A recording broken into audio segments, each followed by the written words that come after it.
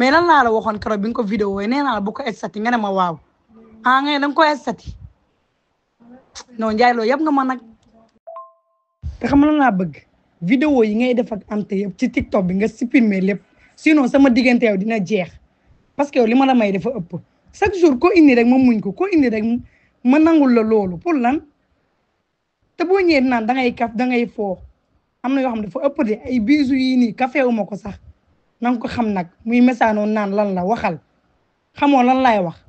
bu ma tax a wax loo nag fa laa yem. déet yow tey da ngaa dëkkale da wala nu mu demee ni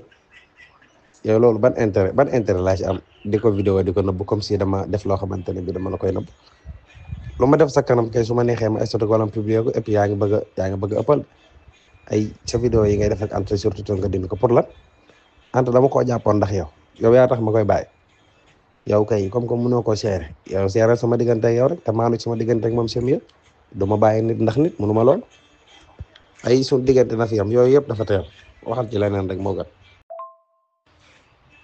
sarab yi nag ñëwati na sarab yi moom dikkati na ñëwati na kat te yow say rab nu mu tuddati altine lay bañ xaw ma talaata bu jotee nga mel ne koñ suqi na la naawal genn ci li nga nekk chaque semaine ngay indi problème yow yaay doon problème baal loolu yow def ak nit vidéo daa tax nga sekk ak moom dara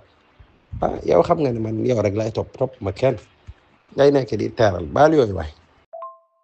sama yoon nekku ci laa yak Anta am na loo leen sekk parce que keroog fii nga ko jël dugal ko estati dem dugal ko TikTok monté ay ñeen di sangu piscine nag lu ne Ndiaye Lo man lan yow bu yëpp bi nga ma yab pour lan la non damaa seetlu ba seetlu xam ne danga maa yab man damaa mujjee dem ba ñàkk fayda ci yenn yi ndax tout le temps ñu bindal ma ko sama commentaire Ndiaye Lo ak jigéen bi Ndiaye Lo ak nangam dafa ëpp nag dafa ëpp de te lu ëpp tuuru li ma bëgg mooy nga bàyyi Anta nii wala ci nee muy naay bu may xamante bu ma taxee ngeen xamante nag bu ma taxee nga jàpp ko nag tey maa bëgg seen diggante jeex fa laa yem na te moo la vocalaat di la koy wax mënoo ko nga dindi sama numéro sa téléphone te bloqué ma fa laa yem nag man sa numéro cœur brisé laa ciy bind ndax yow yàqatu xol nga cœur brisé bi nga doon man su ma xamoon nii ngay mel ak man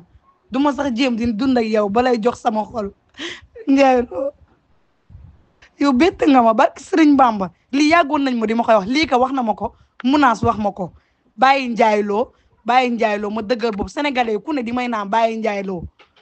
ma jàpp la rek taw a bàyyi waaye yow jaroo jàpp sax yow jaam nga man li ma lii kaa munaas wax ci sa diggante ak kii won ma seen message yéen ñaar Ndiaye Lo li ma lay xamal mooy nga dindi sinon bu ma tax a wax nag bu ma tax a génnee preuve yi ma yor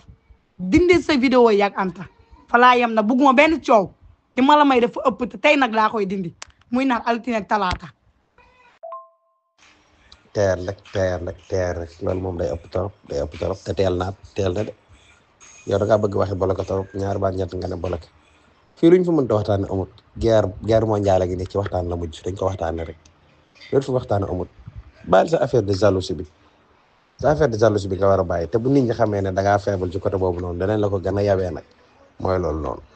man day jox ko laa fa data jëm yóbbaale ma xam naa man lu ma def maay ñaaw yaay tey de wax dëgg yàlla.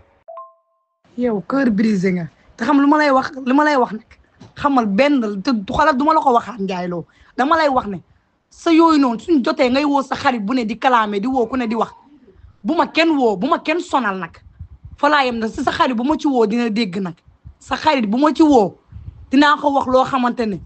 bu mu juddoo ba léegi dégg ko bu ma sa benn xarit woo nag tàmm nga nag saa suñ jotee nga woo ku ne di kalaame bu ma kenn woo fa laa yem nag. man de ndekete Sénégal.